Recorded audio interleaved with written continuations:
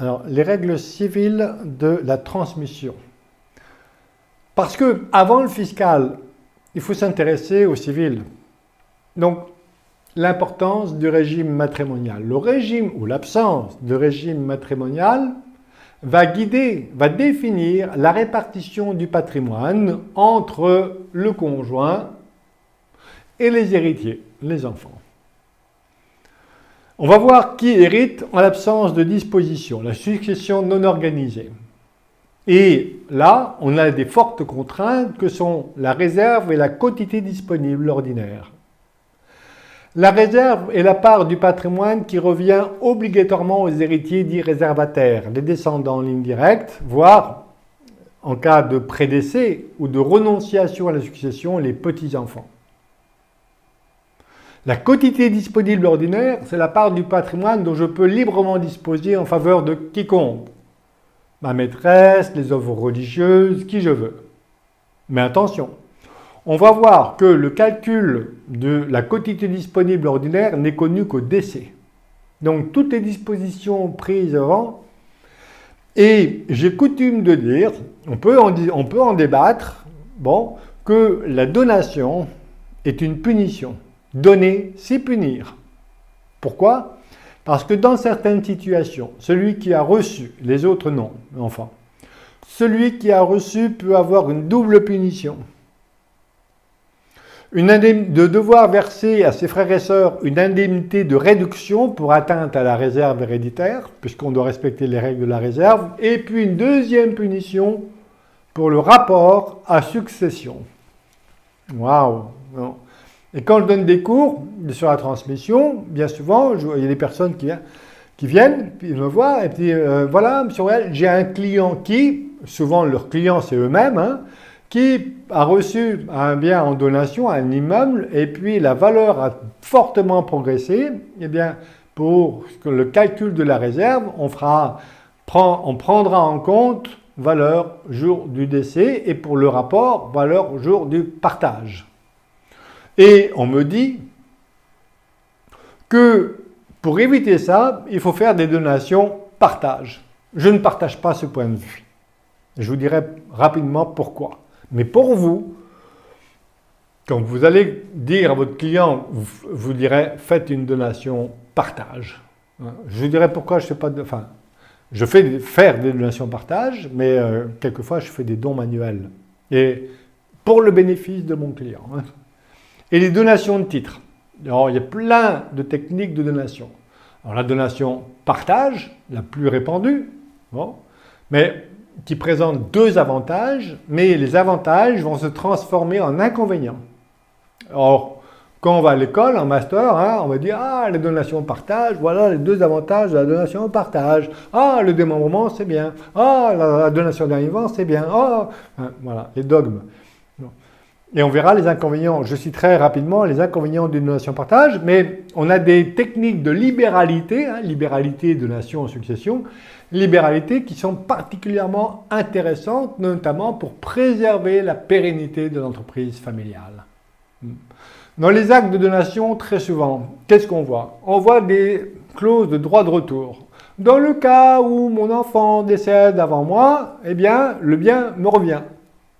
Le bien me revient, vous faites péter le pacte du travail, si la condition se réalise, et puis un patrimoine qui remonte, pour moi, fiscalement, je doute du bénéfice client.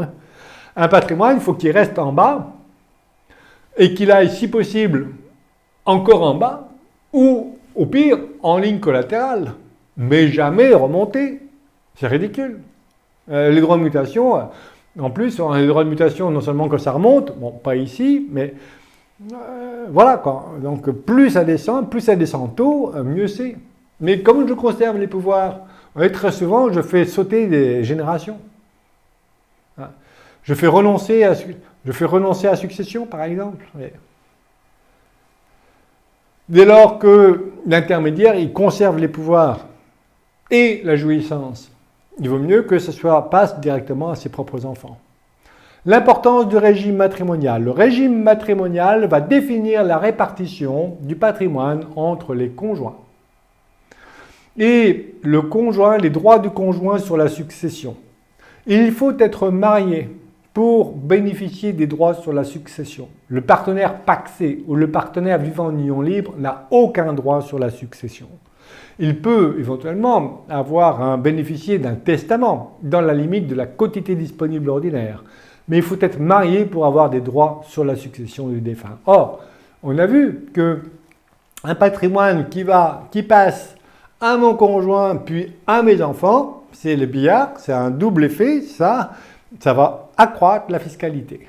Forcément, puisque même si aujourd'hui le conjoint est exonéré de droits de mutation à titre gratuit, vous voyez bien que les enfants vont recevoir qu'au second décès. Donc ça va coûter forcément plus cher. Soit la fiscalité sera sans doute alourdie et le patrimoine aura augmenté, notamment avec le remboursement du crédit. Donc pas forcément une bonne solution. Et on a vu qu'un ersatz au contrat de mariage, c'est la société civile. Je protège encore mieux mon conjoint, mais j'assure la transmission aux enfants dans les meilleures conditions fiscales et juridiques également.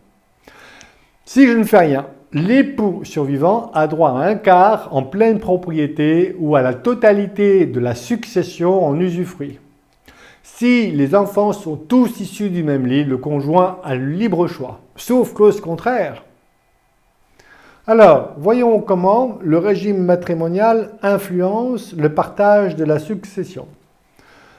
Dans les régimes, vous avez les régimes séparatistes et les régimes communautaires. Les régimes séparatistes, séparation de biens, participation aux acquis, il n'y a pas de biens communs. Soit il y a des biens propres, donc on va dire monsieur qui a l'entreprise, le patrimoine est plus important. Vous avez des patrimoines indivis. Par exemple, monsieur a acheté à 50-50 un immeuble, mais que financé par lui, c'est 50-50, par exemple. Les biens acquis ensemble et dont on ne peut faire apporter la preuve de propriété. Et vous avez les biens propres de madame. Mais ça, c'est des biens indivis. Il faut bien distinguer l'indivision et une communauté. Nul n'est tenu de rester dans l'indivision. Le partage peut être provoqué à tout moment, 815.3 du Code civil, alors que pour sortir d'une communauté, trois choses. Le décès, ça ouais, on a la liquidation du régime, le divorce, moi, je trouve ça moyen comme truc, ou le changement du régime matrimonial. Mais dans les régimes de communauté, eh bien, on a la masse de biens communs qui est souvent, justement, ça fait accroître les droits du conjoint parce qu'on en rajoute dans la communauté et vous avez les biens propres. Les régimes de communauté protègent mieux que les régimes séparatistes, mais ils sont plus pénalisants également en termes de transmission. Souvenez-vous, c'est un arbitrage entre la transmission aux enfants et la protection du conjoint en termes de détention de capital, de richesse. Ça protège mieux. Pourquoi? Parce qu'il y a plein de clauses possibles. Vous avez sans doute entendu parler de la communauté universelle avec clause d'attribution intégrale au dernier vivant. Le régime de la communauté universelle, donc ici, la communauté universelle est un régime de communauté, comme la communauté légale réduite aux acquis. Le régime légal, la communauté réduite aux acquis. La communauté universelle. Et l'ancien régime de la communauté de meubles et acquis. On n'en voit plus, mais tous les meubles sont communs. Donc le régime légal, c'est celui-là. C'est ce qui fait le bonheur des avocats, parce que c'est le divorce, là où ils sont plus nombreux, là il faut liquider le régime. Faut regarder. Donc la clause, ici on peut faire plein de clauses. Mais en principe, les biens sont partagés au niveau de la succession, du divorce aussi, mais je parle de la succession. Les biens communs sont partagés pour moitié, comme pour les biens indivis, en principe. Mais dans les régimes de communauté, on peut adopter des clauses qui font en sorte que c'est plus que la moitié de la communauté qui est transmise au conjoint survivant. D'ailleurs, la communauté universelle avec clause d'attribution intégrale au dernier vivant, c'est la clause qui va attribuer au conjoint survivant tous les biens de la communauté. Et à ce moment-là, vous voyez bien de quoi se compose la succession. Parce que c'est la première question qu'il faut se poser, de quoi se compose la succession. Tiens, j'hérite, mais j'hérite de quoi? Si j'hérite de zéro, la belle affaire. Donc, de quoi se compose la succession? Donc, monsieur décède, la succession se compose des biens propres du défunt et de la moitié des individus. Ou de la totalité de la communauté s'il y a une communauté universelle avec clause d'attribution intégrale au dernier vivant. Voilà. De quoi se compose la succession. Et donc, après, quels sont les droits du conjoint? Les droits légaux du conjoint, mais on peut déshériter le conjoint. C'est un quart en pleine propriété de la succession. Alors, regardez les implications sur l'entreprise. Monsieur et madame sont mariés en communauté. Madame ne travaille pas dans l'entreprise et l'entreprise a été créée en cours de vie commune. Alors, si monsieur a créé avant le régime, le contrat de mariage où on a hérité, l'entreprise est un bien propre. Mais tous les biens qui ont été acquis pendant le mariage tombent dans la communauté. Donc, monsieur et madame, il a créé la communauté, l'entreprise pendant leur vie commune. L'entreprise est un bien commun. Madame ne travaille pas dans la société. Pourtant, elle a droit à la moitié. Plus 25% en pleine propriété. Vous vous rendez compte? C'est une aberration. C'est une aberration. Alors, le conjoint, mais il ne le sait pas, il peut éventuellement renoncer à une partie de ses droits. Ce qu'on appelle une disposition, mais que personne... le cantonnement de l'émolument du conjoint survivant. Mais il faut être là au bon moment, c'est au moment de la succession. Dans l'option, qu'est-ce que vous faites? Vous prenez... Alors, le cantonnement de l'émolument, il est possible quand il y a une donation au dernier vivant, pas sur les droits légaux. Le conjoint survivant, c'est tout l'intérêt d'une donation au dernier vivant, qui est une présence de donation au dernier vivant, même pour un quart en pleine propriété s'il le faut, mais c'est que dès lors qu'il y a une donation entre époux, une donation au dernier vivant, le conjoint peut dire donc j'abandonne mes droits sur l'entreprise à mes enfants, et d'ailleurs c'est eux qui sont au capital. Oui.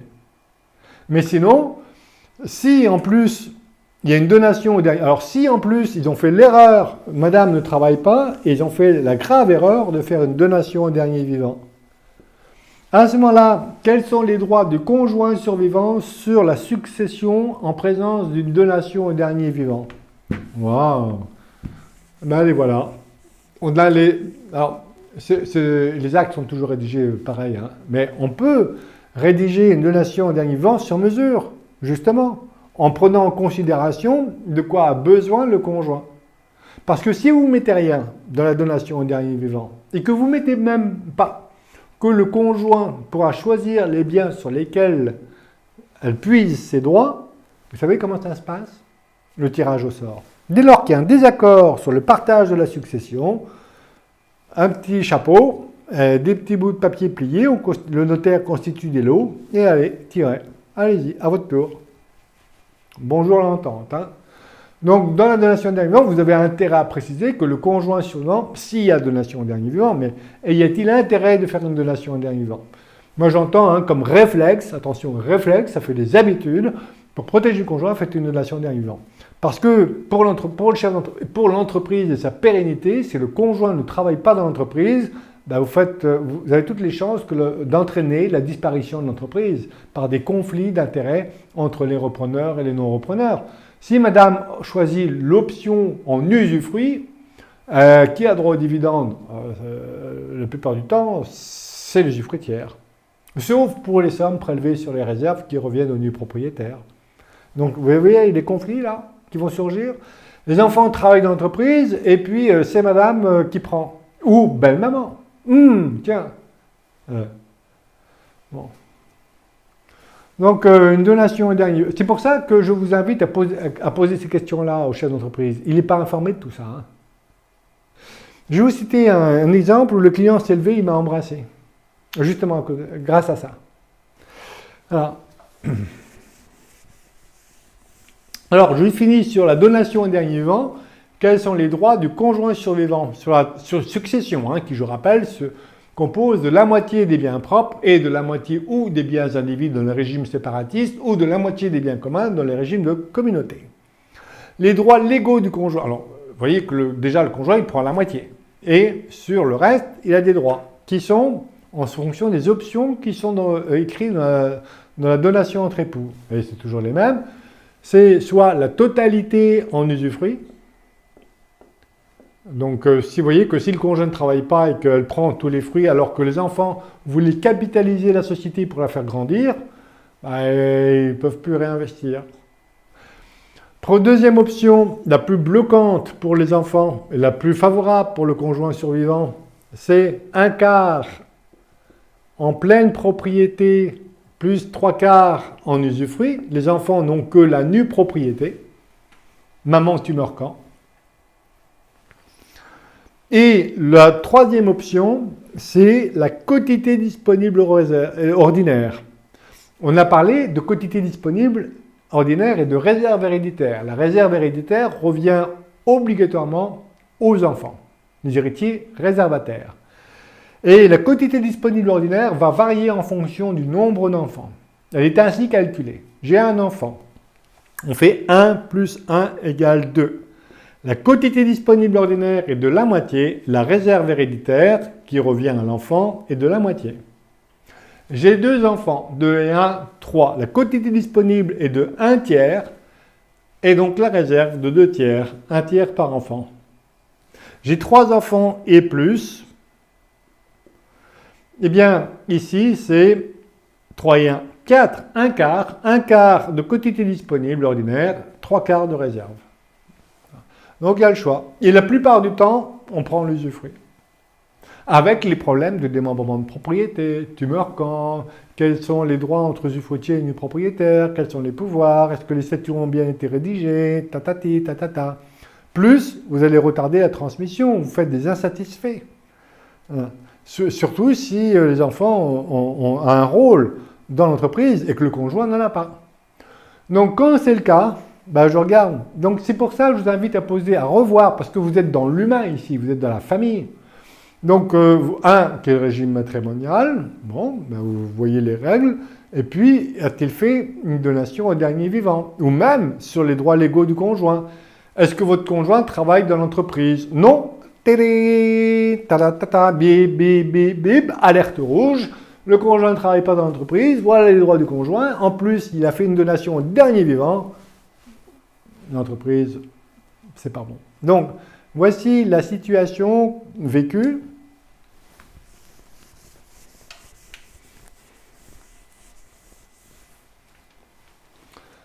Un chef d'entreprise, voilà, alors j'adore, d'abord je fais toujours le dessin de la situation familiale.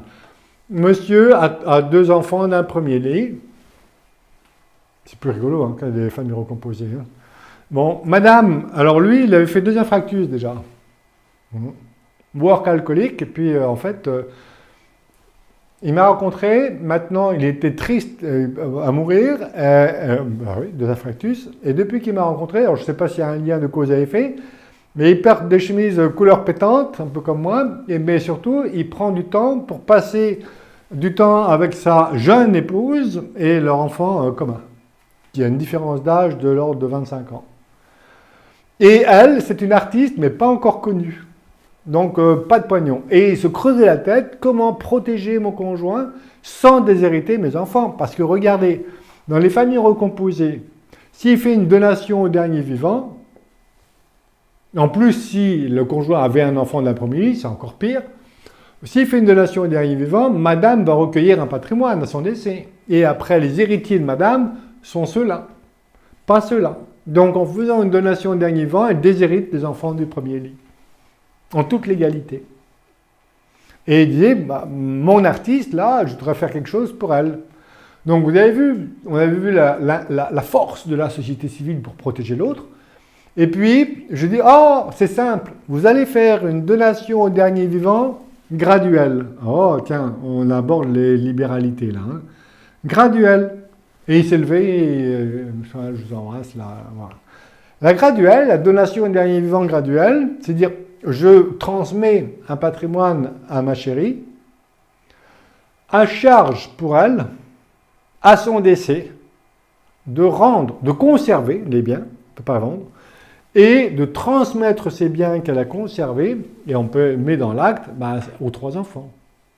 Et on écarte celui-là, par exemple. Et au plan fiscal, c'est très intéressant, puisque les personnes étrangères sont taxées au taux de 60%. de droit de mutation à titre gratuit, succession, donation. Là, non.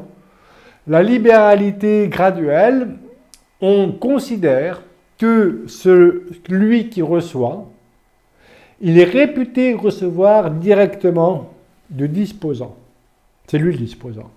Je transmets à un premier gratifié, madame, à charge pour elle de conserver et de rendre, de transmettre, pardon, pas de rendre, et de transmettre à deuxième gratifié.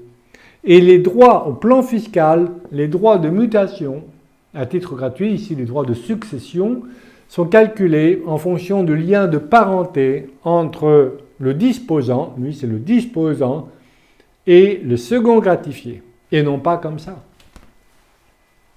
Donc j'ai qu'une taxation.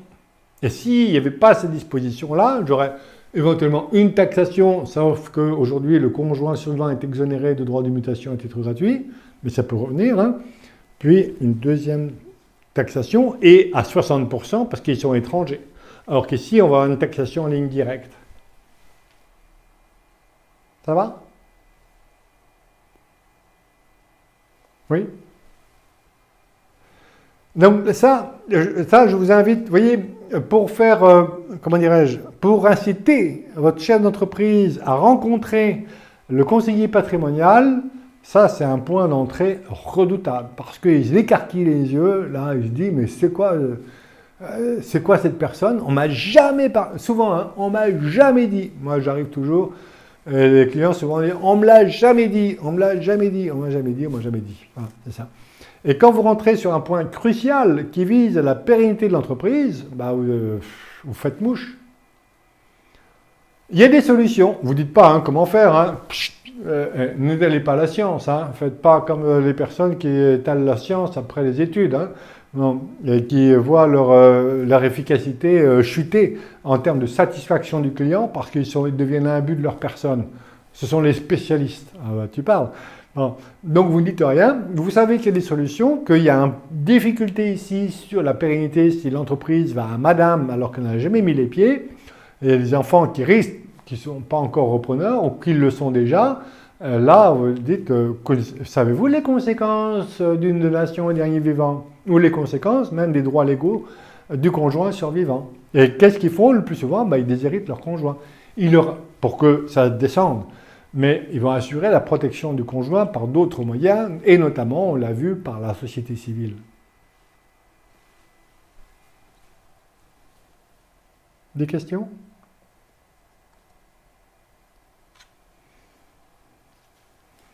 Donc, avec disposition, donc on va pouvoir octroyer au conjoint survivant la quotité disponible ordinaire, notamment. Hein. On peut toujours faire un testament à hauteur de la quotité disponible ordinaire. Alors, toujours distinguer civil puis fiscal. Là, on est dans le civil, le calcul de la quotité disponible ordinaire.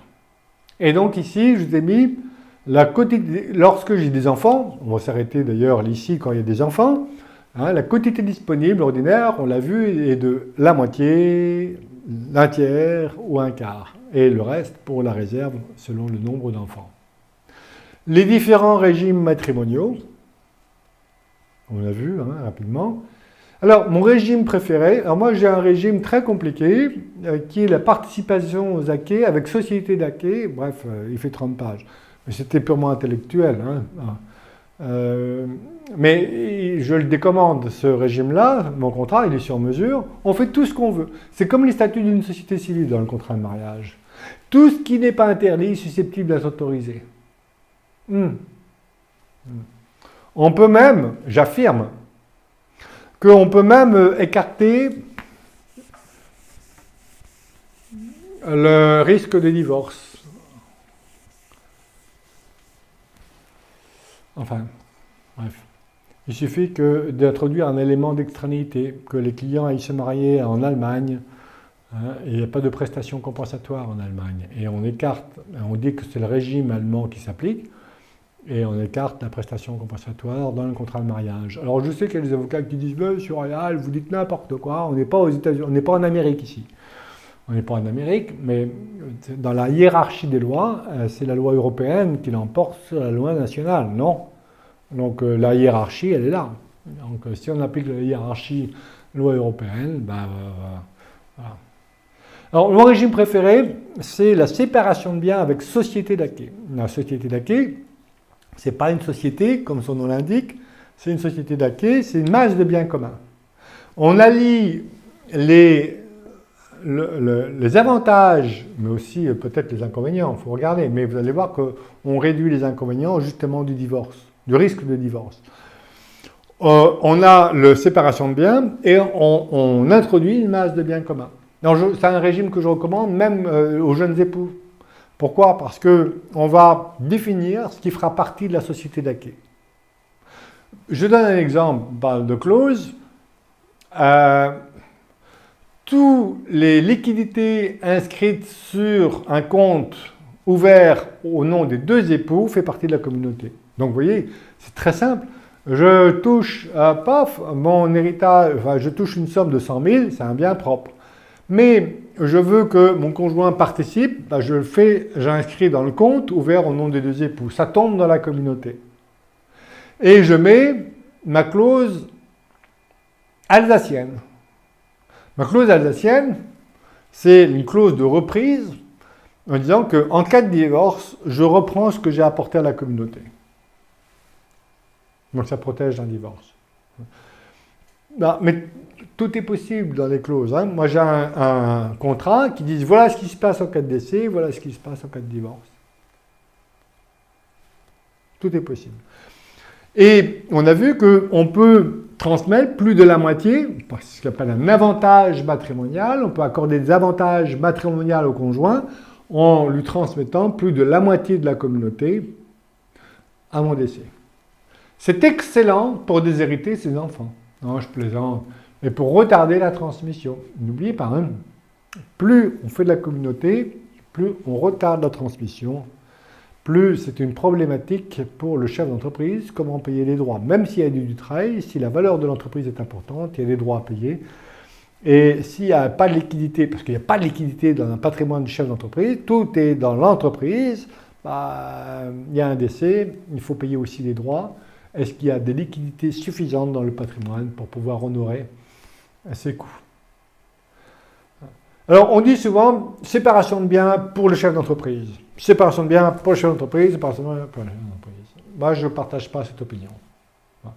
Je dis séparation de biens, oui, si la forme juridique est une entreprise individuelle, par exemple, soumise aux plus-values professionnelles. Et souvenez-vous de ce que je pense des plus-values professionnelles. Hein. La donation n'efface pas la plus-value. Mais sinon, pour les sociétés de capitaux, la contribution aux pertes est limitée aux apports, non? Donc, ouais, si vous partez, oui. Mais autrement, c'est inexact. Je ne partage pas l'opinion. Et puis, la banque va souvent demander caution solidaire, non? Caution solidaire dans un régime séparatiste, allez savoir. Hein. Alors, c'est vrai qu'on va réduire la fiscalité d'un régime de biens communs pour la donation. Mais c'est une fausse réflexion. Pardonnez-moi. Alors je reviens, oui, parce que vous n'avez pas les diapositives. Hein. Voilà. Chef d'entreprise et créancier, séparation de biens, une idée préconçue.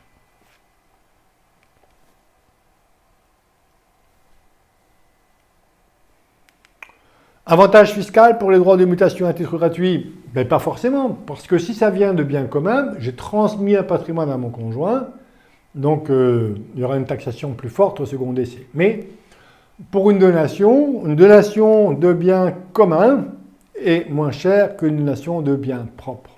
Pourquoi? Parce que avec une donation de biens communs, notamment, j'ai 2 abattements de 100 000 € par enfant. Alors qu'une donation de biens propres, j'ai qu'un abattement de 100 000. Mais si j'ai transmis un patrimoine à mon conjoint pour ce faire, c'est nul parce qu'à un moment donné, il y aura une taxation derrière, non? Puis on ne change pas de régime pour faire des économies d'impôts. Hein. Donc je rappelle la composition de la succession et là le régime matrimonial est déterminant pour calculer la masse de la succession. Après le calcul des créances et des récompenses. Créances-récompenses, c'est pour tenir compte des mouvements qu'il y a eu entre les patrimoines propres et le patrimoine commun. Par exemple, on parle de récompense, ou entre le patrimoine propre et le patrimoine indivis, on parle de créance. Par exemple, la communauté a financé les travaux d'une résidence principale, ce qui appartient à l'un des époux. Vous voyez que l'un des époux s'est enrichi grâce aux travaux réalisés par la communauté. Pour tenir compte justement de cet appauvrissement de la communauté, en cas de liquidation du régime matrimonial, divorce, décès, eh bien, l'époux devra une récompense à la communauté. Mais là, encore, le pataquès. Oh là, est-ce que la dépense réalisée par celui qui réclame la récompense ou la créance était-elle utile ou était-elle nécessaire? Ah, parce que les modes de calcul sont différents. Vous voyez le pataquès? C'est pour ça qu'on se penche un peu sur les comptes de liquidation de la succession. C'est très riche tout ça, hein, parce que là, il y a beaucoup de discussions hein, qu'on peut faire ou qu'on peut ne pas faire. Il faut regarder de quel côté on se place. Mais moi qui étais plutôt du côté du conjoint survivant, quand j'étais conseiller en gestion de patrimoine chez Mascar, j'étais plutôt du conjoint survivant et pas du côté des enfants, on va dire ça comme ça. Hein. Donc il y a des choses à faire. Et ensuite, quand on fait le calcul, on partage en principe par moitié, sauf avantage matrimonial. Et la succession se compose, sauf clause contraire, des biens propres du défunt plus la moitié des biens communs. Créance, récompense. Le mariage, donc là aussi, les droits du survivant sur la succession, selon qu'il y a une donation entre époux ou pas. Je rappelle que lorsque tous les enfants sont issus du même lit, le conjoint survivant, pour ses droits légaux, peut opter pour un quart en pleine propriété ou la totalité en usufruit. Et dans le cadre d'une donation au dernier vivant, les trois options que l'on voit le plus souvent, mais là aussi, j'invite à faire du sur-mesure. Et je rappelle que ce n'est pas la peine, sauf si le conjoint est attaché à posséder, mais vous avez vu ce que je pense de la possession. On peut jouir sans posséder. Le défunt laisse donc voilà les droits légaux, hein, ou les deux options, ou s'il y a un enfant d'un autre lit, à ce moment-là, le conjoint ne peut que recevoir en pleine propriété, en pleine propriété, ou la donation au dernier vivant avec les trois options.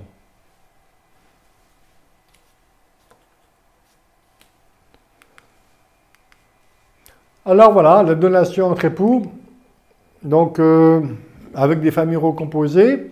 Alors je pose la question, quand il y a des familles recomposées, quel est le lien affectif avec les enfants de votre conjoint? Donc celui d'hier, hein, parmi, il me dit non, c'est ses enfants, mes enfants. Et alors c'est... Un gars, il a joué sur les crypto-monnaies, parce qu'il sortait des études, et puis il a joué sur les crypto-monnaies en disant, tiens, ça va me protéger. Il avait horreur de l'inflation, ses parents lointains s'étaient ruinés à cause de l'inflation, et lui, il dit, l'inflation va repartir. Il était obnubilé par l'inflation, et il s'est installé à Malte, et il était sur les crypto-monnaies. Et son patrimoine, alors ça varie éventuellement beaucoup, hein, sur les crypto-monnaies, mais son patrimoine est de 40 millions d'euros aujourd'hui. Bon. Et son épouse, elle n'a pas le sou, eh bien, elle dit, je vais me marier. Alors je lui dis, c'est quoi un mariage? Et il me dit, c'est symbolique, puis c'est comme ça, c'est pour lui confier un patrimoine.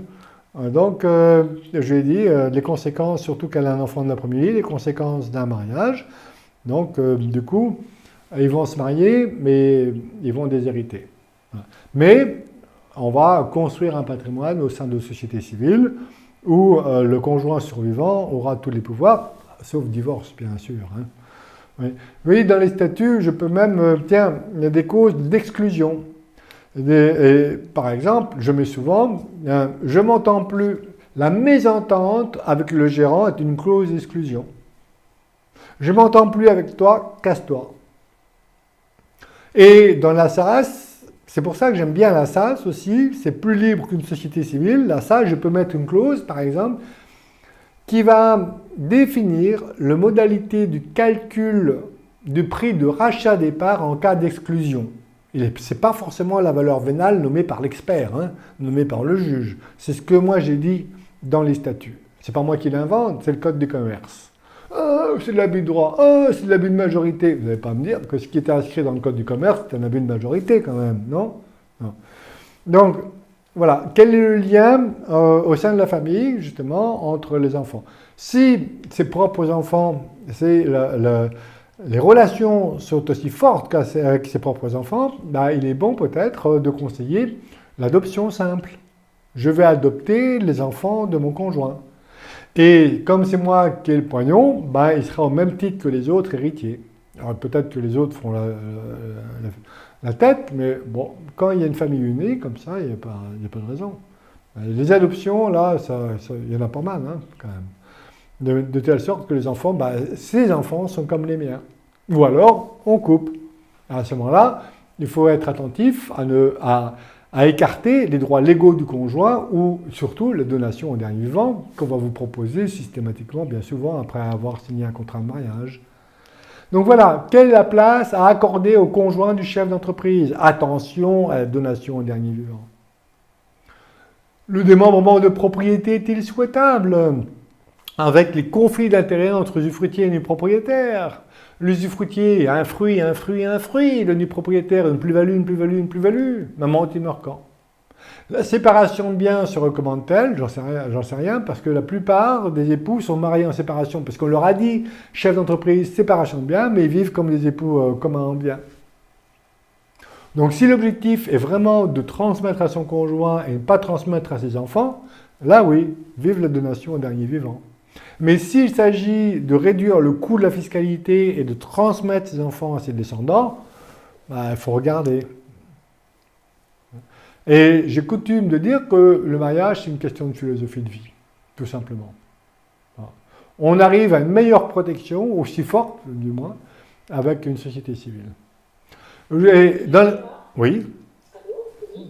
Concernant, on recommande aussi le régime de séparation de biens pour le dirigeant, souvent en cas de divorce, parce qu'on sait qu'aujourd'hui, malheureusement, beaucoup de mariages se terminent par des séparations.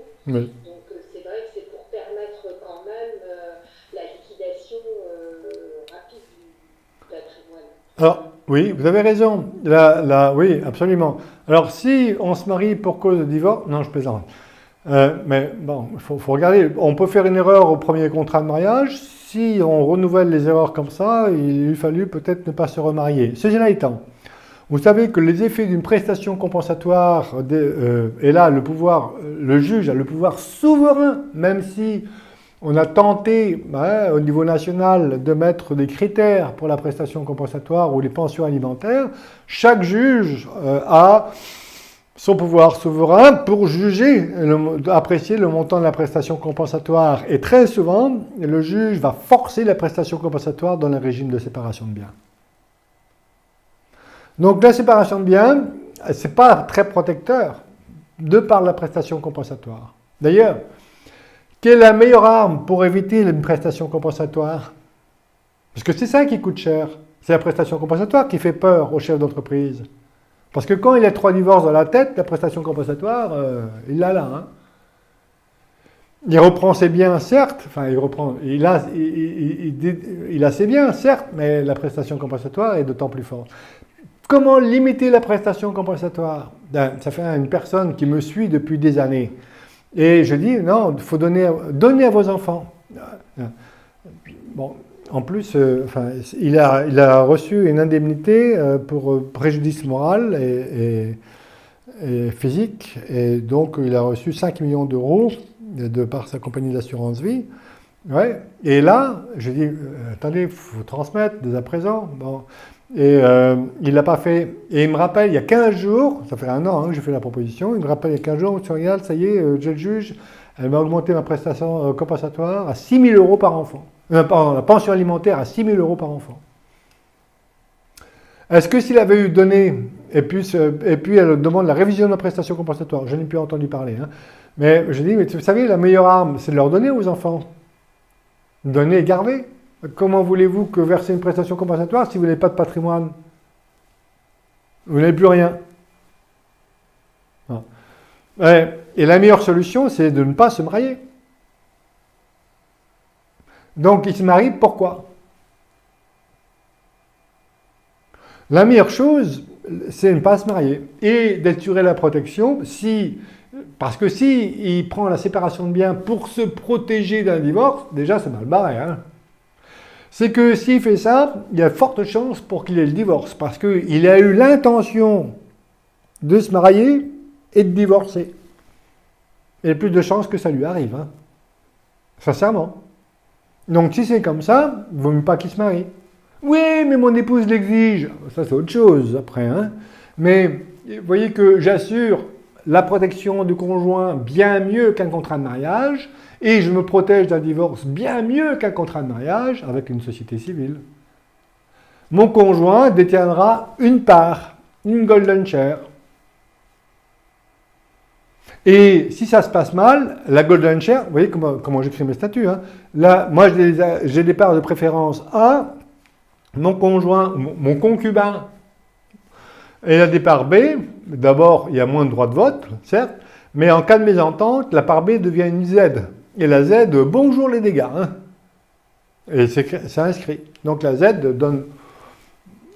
Alors je donne un droit de vote pour toutes les parts Z qu'elle détient, ou 0,0001 droit de vote, vous voyez, et de 0 à 1 droit financier.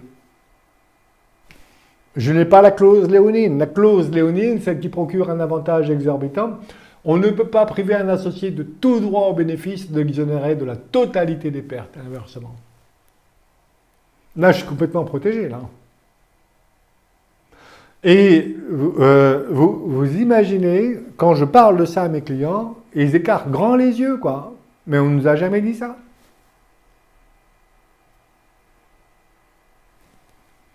Donc, il faut regarder quel est l'objectif du client. Parce que souvent, le contrat de mariage est un dogme. Moi, je me suis marié, bon, parce que mon projet de vie, hein, c'est mon épouse. Donc, j'ai cette chance-là.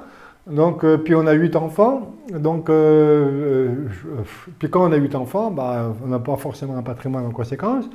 Donc, j'ai choisi mon camp. Donc, c'est mon conjoint et je protège mon conjoint des attaques qui pourraient surgir. Mais ça, ça me concerne moi, vous voyez. Et chacun a sa notion. Mais si c'est la transmission aux enfants et l'entreprise, notamment, bah, pourquoi se marier, quoi, si le conjoint ne travaille pas dans l'entreprise? Mais bien souvent, hein, c'est une ignorance, hein, tout simplement.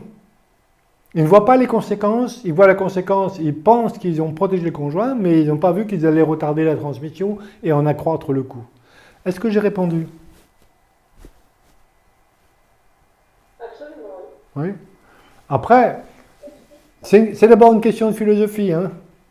Et le client, il veut se marier, bah, vous attirez son attention sur les risques du divorce, surtout s'il veut se protéger au départ d'un risque de divorce. Mais en régime de communauté, voilà, il y a plein de clauses possibles, tout est possible, tout est imaginable hein, dans les contrats de mariage, y compris, à mon sens, la prestation compensatoire, ce que beaucoup d'avocats réfutent, mais j'ai un jugement quand même, qui vient des époux mariés en Allemagne, bon, donc, et la prédominance du droit européen sur le droit français. En régime de séparation, je préconise, quand c'est la volonté, de faire une société d'acquis, donc une masse de biens communs, toujours pour déshériter ses enfants. Non, je plaisante. Pour retarder la transmission aux enfants. Voilà, séparation de biens avec société d'acquis ou société civile. L'ordre des héritiers. En l'absence de dispositions qui héritent, 1. Les descendants. Les héritiers sont classés par ordre. Et il suffit qu'il y ait un représentant dans le premier ordre pour exclure tous les autres en bas. Si j'ai personne dans l'ordre 1, je vais regarder dans l'ordre 2. Et ainsi de suite. L'ordre 1, ce sont les descendants, les enfants ou les petits-enfants par le jeu de la représentation. La représentation, c'est les petits-enfants qui viennent hériter à la place de leurs parents parce que celui-ci est soit décédé, soit il a renoncé à la succession.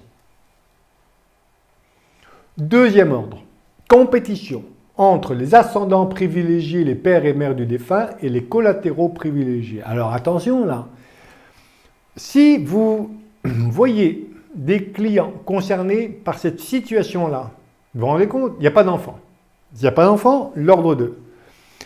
Le client, même s'il est chef d'entreprise, imaginez, hein, eh bien, une partie de son patrimoine va aller, en cas de décès, à ses propres parents. Et les ascendants, ce qu'on appelle les privilégiés, les pères et mères du défunt, vont recevoir un quart en pleine propriété de la succession. Vous vous rendez compte? Et quand, alors il faut les identifier, parce que quand vous leur dites ça, ils se regardent les yeux dans les yeux, mais qu'est-ce qu'on peut faire? Un testament. Pour écarter les parents, qu'un patrimoine remonte, sauf si on veut déshériter son conjoint, évidemment, hein, mais à ce moment-là, on fait un testament pour le déshériter complètement, c'est mieux. Mais vous voyez, les droits légaux du conjoint, est-ce que c'est la volonté du client? Mais souvent, le client, il ne le sait pas, ça, la règle. Un quart qui remonte par parent. Donc 2 parents, la moitié. Et la moitié pour le conjoint. Et en 5e ordre, l'État. Et lorsqu'il y a un conjoint, donc conjoint qui dit marié, l'ordre change. Et là, l'ordre, c'est le conjoint et les descendants en premier ordre. Et je rappelle que le conjoint a ses droits légaux, un quart en pleine propriété ou la totalité en usufruit dès lors que les enfants sont tous issus ou non du même lit.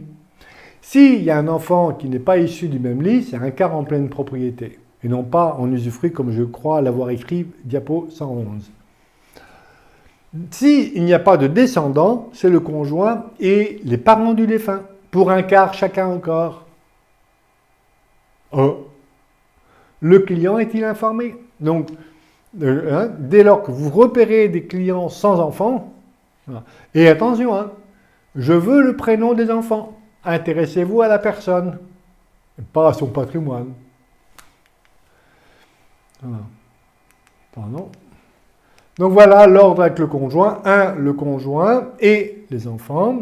À défaut, les petits-enfants, par le jeu de la représentation en cas de prédécès de l'enfant ou en cas de renonciation à la succession. 2e ordre, les pères et mères du défunt pour un quart chacun et le conjoint pour la moitié si les 2 parents sont vivants. Et ensuite, le conjoint survivant, il a vocation à tout recevoir, sauf exception, sauf le droit de retour sur les biens de famille. Et je passe. Mais bon. Donc on a vu la réserve, la quotité disponible ordinaire. La quotité disponible, la part du patrimoine, je peux librement disposer en faveur de quiconque. Mais on va voir comment on calcule la base de la réserve. Pour le calcul de la réserve héréditaire, et donc on parle toujours de la quotité disponible pour aboutir à la réserve. Eh bien, pour calculer la masse de la succession, on fait ce qu'on appelle une opération qui s'appelle la réunion fictive des libéralités. On fait, et ça va causer problème.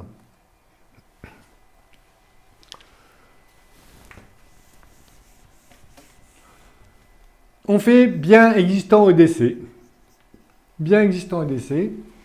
Et on fait la réunion fictive de toutes les libéralités en partant de la plus ancienne et en finissant par la plus récente. J'ai fait une donation à un enfant A et je fais la réunion fictive valeur jour du décès du bien. À moins que l'enfant puisse prouver que la valeur ajoutée du bien, c'est lui qui l'a créée. Mais sinon, c'est la valeur au jour du décès. Aïe, aïe, aïe, aïe, aïe. Sauf s'il s'agit d'une donation-partage. Donc on va voir l'avantage et l'inconvénient d'une donation-partage. Réunion fictive, valeur jour du décès, sauf donation-partage. On fait une réunion fictive, donation-partage, à la valeur au jour de la donation. AB. Alors voilà, je prends un exemple où j'ai bien existant au décès égale 0. AA, j'ai fait une donation de 100. Et valeur jour du décès, 800. B, 100 plus tard. Et valeur jour du décès, 100. Voilà comment est calculée la masse de calcul de la réserve de la quotité disponible. Bien existant au décès, 0. Plus 800, plus 100, 900. 2 enfants. Quotité disponible ordinaire, 1 tiers. 1 tiers, ils ont droit à 1 tiers. Ah, alors, ça devient compliqué. Une donation, sauf clause contraire, s'impute sur la réserve héréditaire. Sauf clause contraire, elle aurait pu s'imputer sur la quotité disponible ordinaire. Mais en fait, une donation, c'est pour ça que je dis qu'une donation, c'est punir. Parce qu'une donation, en fait, c'est qu'une avance sur la succession. Première, non-avantage. Alors qu'on croit qu'on a reçu quelque chose, qu'on est avantagé, pas du tout. C'est qu'on devra, premier truc, c'est sur la réserve. En plus, deuxième punition, on devra rapporter cette donation. Donc ici, un tiers. Donc A, il reçoit sa réserve. Il a droit à sa réserve, 300. Un tiers. Plus, il puise, puisqu'il est le premier qui reçoit, la quotité disponible ordinaire, 300. D'ailleurs, c'est ce que le conjoint du défunt n'aura pas. Toc. Ah, c'est l'enfant qui reçoit, qui va priver son parent survivant de biens. B, il a droit à sa réserve, 300. Donc, mais A est réputé avoir reçu 800, non? Et il a sa réserve plus la quotité disponible, ça fait 600. Donc en fait, il a reçu plus ce à quoi il a droit, de 200. La différence entre 800 et 600, c'est 200. Donc il est redevable d'une indemnité de réduction à son frère ou à sa sœur B, parce que B, il a reçu 100, il lui reste 200 à recevoir pour compléter. Donc première punition, une indemnité de réduction.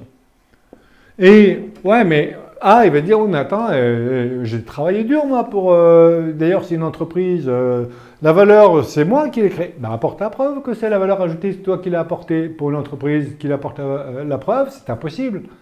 Est-ce que ce n'est pas une évolution naturelle du marché dans lequel il opère, ou bien est-ce que c'est lui qui apporte la preuve? Et comme il est incapable d'apporter la preuve, eh ben, c'est impossible. Merci, mon amour. Ah. Vous voulez un café?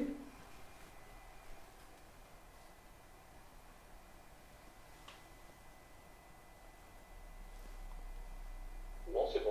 C'est bon? D'accord. Alors, vous voyez, première punition, une indemnité de réduction. Mais il va encore devoir, un problème, c'est une indemnité, il peut devoir une indemnité de rapport. Alors, j'explique très rapidement, donc sans doute mal, parce que c'est très... Enfin, le rapport, c'est compliqué, hein, tout ça. Hein. Donc la masse de calcul de la réserve, puis après le rapport. Le législateur a décidé, ce n'est pas forcément une décision du client, hein, c'est le législateur pense qu'il faut respecter une égalité entre les enfants. Bon. Et celui qui reçoit, donc en l'occurrence, il reçoit ici, alors après j'ai oublié de dire la donation-partage, je reviendrai sur la donation-partage. Deuxième punition, donc une indemnité de réduction et éventuellement une indemnité de rapport, c'est que chaque donateur doit rapporter le bien qu'il a reçu à la succession. Imaginons que le bien qu'il a reçu, alors c'est le bien non pas à valeur jour du décès, mais valeur jour du partage de la succession. Il peut y avoir un délai entre le décès et le partage de la succession. Mais on va dire que ça n'a pas évolué et que c'est 800. Bien. Les 800, A qui a reçu 800 devra dire ben, je rapporte. Et en principe, lui et son frère ou sa sœur, ils ont droit à la moitié. Et comme il doit à la moitié, on fait abstraction que B ait reçu 100. Sinon B fait 100, le total fait 900, et 900 ça fait 450 par chacun. Donc on coupe le truc et A doit une indemnité, non pas de rapport maintenant, c'est une indemnité de rapport de 400 à B. Vous vous rendez compte?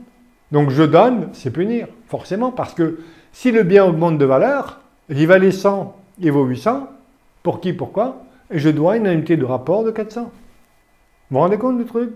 Est-ce que le client le sait tout ça?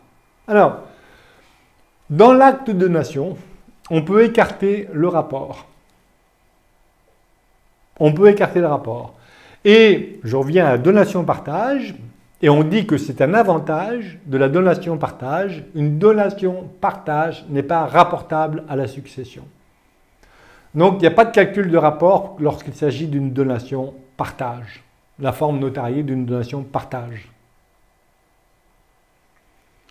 Et deuxième avantage d'une donation partage, c'est que précédemment, quand on fait la réunion fictive des libéralités, donc je reprends l'exemple, vous avez vu l'exemple, j'ai donné 100 à A et j'ai pris 800 pour A et j'ai pris 100 pour B.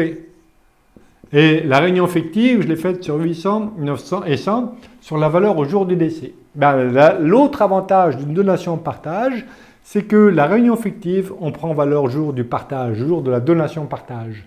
Donc c'est bien existant au décès 0, plus 100, total 200, 2 enfants, quotité disponible 1 tiers, je vais arrondir 70, et réserve personnelle 70. A est réputé ici avoir reçu, il a reçu 100, donc il a droit ici à sa réserve 70, plus il puise 30 sur la quotité disponible ordinaire. B, il a droit à ses réserves 70, plus 30 à la quotité disponible ordinaire. Enfin, la donation partage réduit, l'élimine pas, mais réduit le risque de réduction de libéralité pour atteinte à la réserve héréditaire. Et donc, elle réduit le risque d'indemnité de réduction.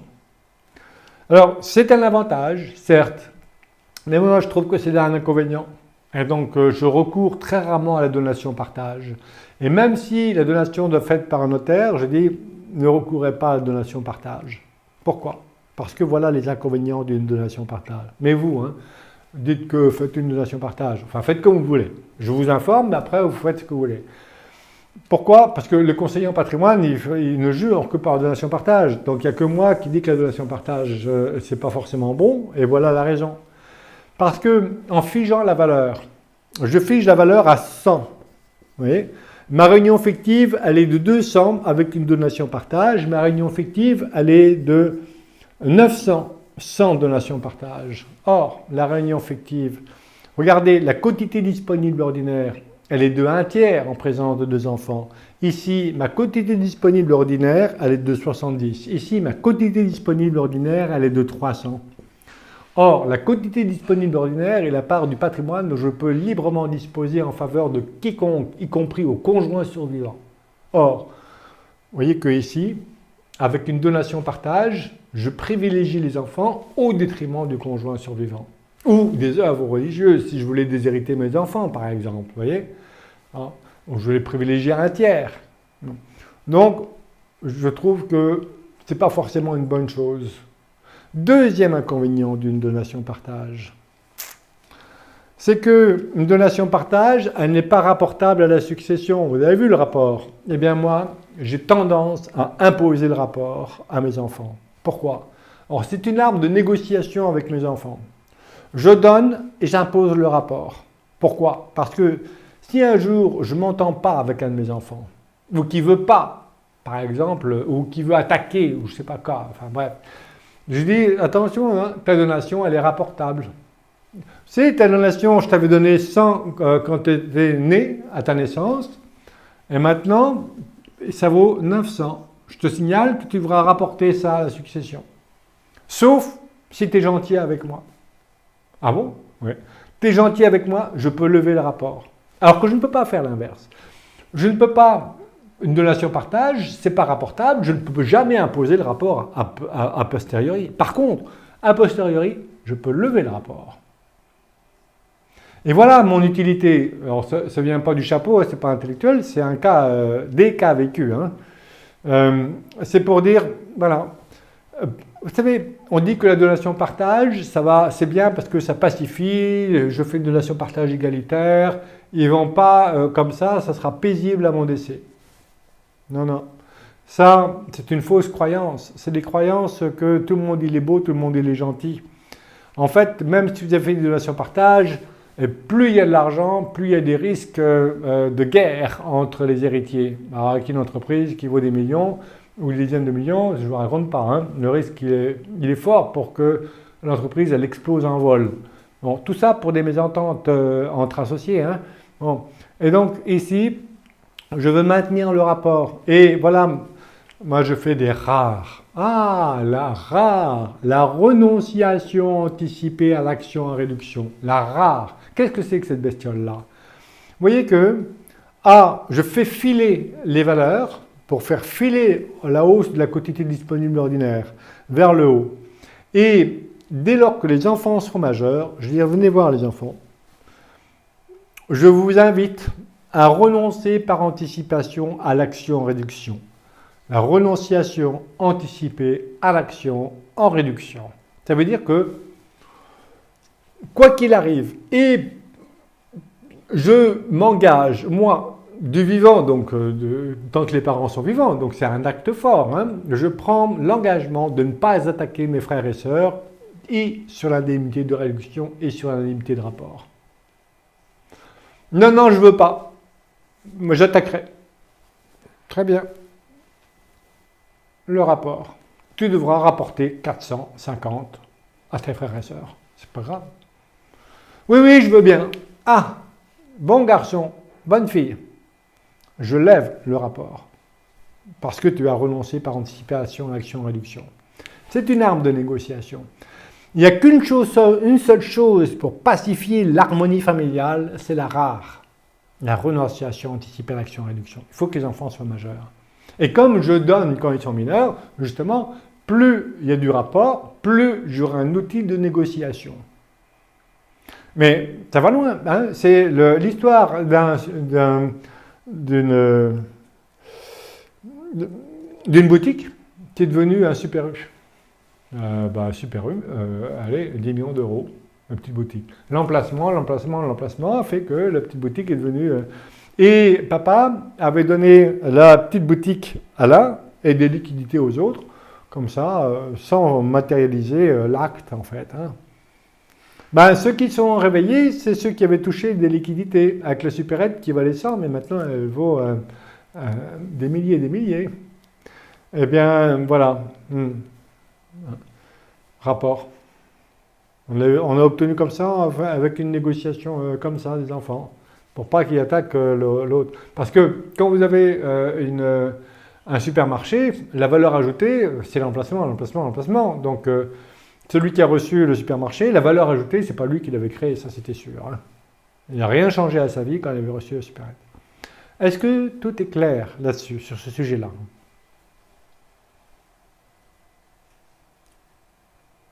Des questions?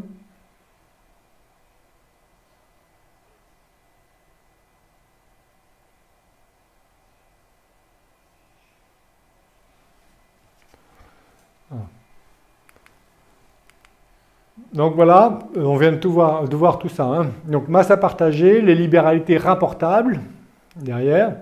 Mais autant, vous avez vu le rapport, je peux l'écarter. Mais, alors voilà la règle. Hein. Les règles qui régissent la réduction pour libéralité excessive sont d'ordre public. Ça veut dire qu'on ne peut pas y déroger. C'est comme ça. Sauf la rare. Et les règles qui régissent le rapport sont supplétives. Donc on peut écarter le rapport. A posteriori. On ne peut pas l'imposer après, mais on peut le lever après. Et le rapport, c'est s'assurer de l'égalité entre les héritiers. Mais le client, tout ça, si vous voulez le perdre, il faut lui expliquer ça. Hein. Parce qu'après, il dit « Wow, vous me cassez la tête avec vos histoires. » Réduction des libéralités excessives. Il peut renoncer à l'action en réduction et aussi par anticipation. C'est la rare, la renonciation par anticipation à l'action en réduction. Ma réserve est atteinte parce que on n'a pas figé les valeurs. J'ai reçu, je suis content, merci papa, merci maman, merci de votre don. Et puis si les autres ils arrivent à valoriser plus, tant mieux pour eux. Et voilà quoi. Hein.